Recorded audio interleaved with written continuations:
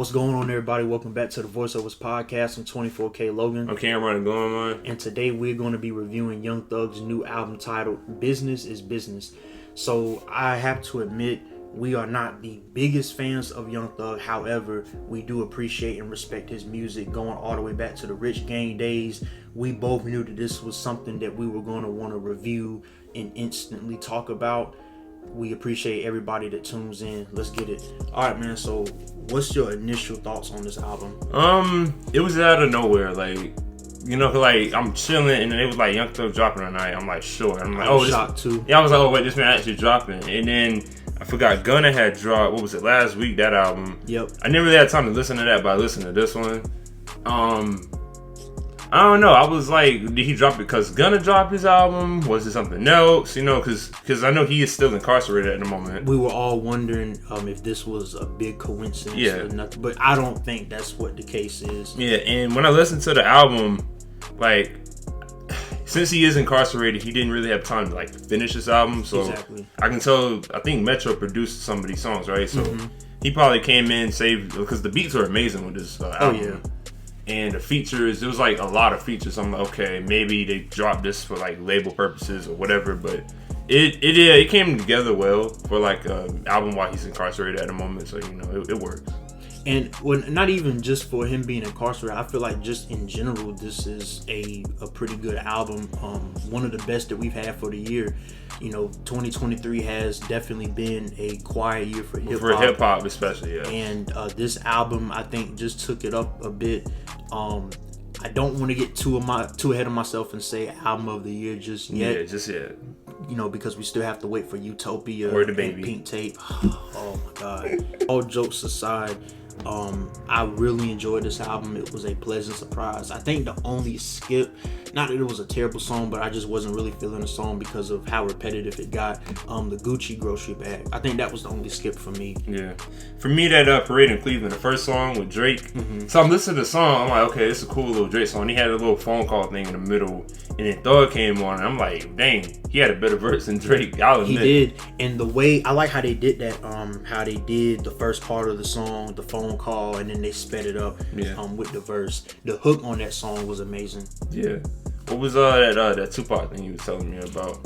That was Want Me Dead featuring 21 Savage. So at the beginning, I forgot where that clip came from, but when Pac was saying, I'm gonna be back, I'm paraphrasing a little bit, but when Pac was saying, I'm gonna be back, expect me like you expect Jesus Christ to come back.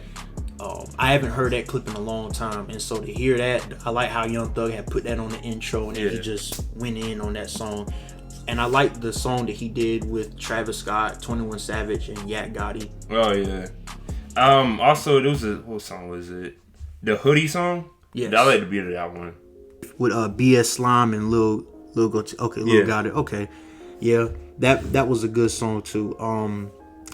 Like I said, my favorite probably would have been With the Racks with 21, Travis Scott, and Yak Gotti. He actually had Travis Scott for 2 songs on this album. Yeah. Or was it 3? Because Went Through It. I heard Travis in the background. But yeah. And then he had Drake on multiple songs. So he had a very good supporting cast on this whole album. A lot of great hooks. The lyrics were there. What did you want to say? Because you seem like you got something. Best feature was probably Uzi. You think so? He had the best, like, in terms of being a featuring artist, he had probably the best verse, like, out of everybody who was featured on it. You could say that. Probably most memorable, in a way. I just think that With the Racks has the best energy because of the collective amount of artists you have on the song. Travis Scott was a surprise. I didn't expect Travis to be on this album. It kind of makes sense though, because with him supposed to be dropping Utopia this summer, and we are in summer 2023, it only makes sense that he had him on this album. That'll get his fans back going, and just the whole hip hop audience in general. Thug and 21, any project that 21 is attached to is always a banger in my opinion, or in most cases it is.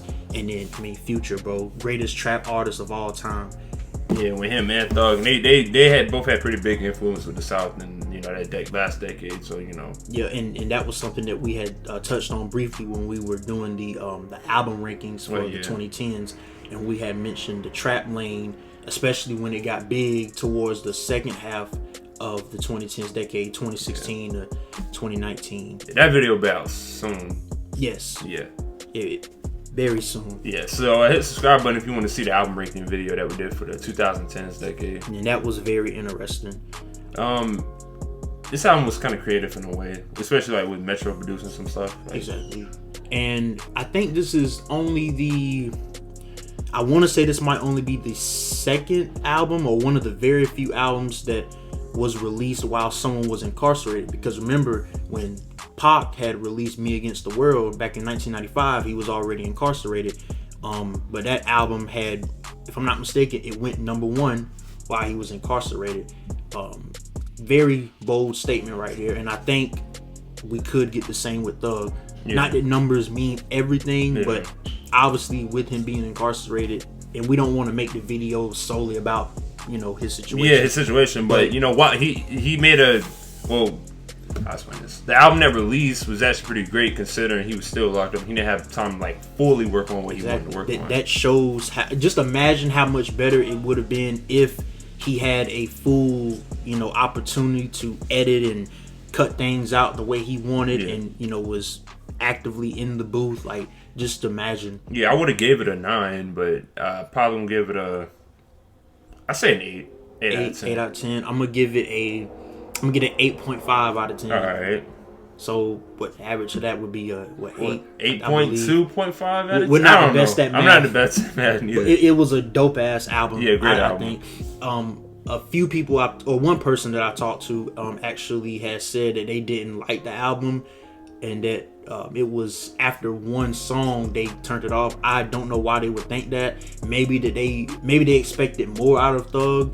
They could be like super diehard fans. Yeah, but considering everything that's happened, now you gotta give that the benefit of the doubt. Since he is exactly. I don't want to keep bringing it up, but he's dropped a better album than what most people would drop. Yeah. Being in a way better circumstance. Yeah, and I ain't gonna say rap has been dead this year, but we really haven't. I don't even think we had like a #1 album just yet. I think until that was gonna release. I can't remember the fact, but yeah. Where would you rank Thug's discography and his impact and influence? He's been heavily talked about, with the whole slime thing and all that, especially like in the last decade. With so much fun at Slime Language, those are pretty heavily talked about, so he has a lot of respect within the hip hop fan base. Absolutely. So, you can argue that he has a 10 out of 10 discography, his influence. One of the greatest rappers of our generation. Yeah, YSL, sure. So he's a huge impact. And going all the way back to the Rich Gang days with him and Rich Homie, that was a crazy dude. I wish they were still making music. Me too. Oh, bro, what if we had got him on this album? Would have been great, but all good things gotta come to an end one day. So. That's true. Well, we both think that this was a hell of an album. Like I said, it was only one skip for me, and that was the Gucci Grocery Bag album. Yeah. And it was not that was a bad song. Not that that was a bad song. It was just how repetitive the hook got, and I just couldn't really get with it. But other than that, great album. One of the best of the year so far. And it definitely has took things up a notch with hip hop this year, because again, this has been a quiet year for hip hop. Yeah. So we're 6 months in, so we got 6 months left. Mm-hmm. Do you think that rap can get better? Because you mentioned we got Lil Uzi and we got Travis Scott to release. Pink Tape and Utopia. Yeah. Well, we just have to wait and see. I think when it's all said and done at the end of the year, depending on what we got, this album may be in contention for definitely one of the best of the year, especially so far. Yeah. We appreciate everybody that tuned in and watched. If you have not listened to Business is Business yet, go give it a listen. Highly recommend it. We got more content on the way.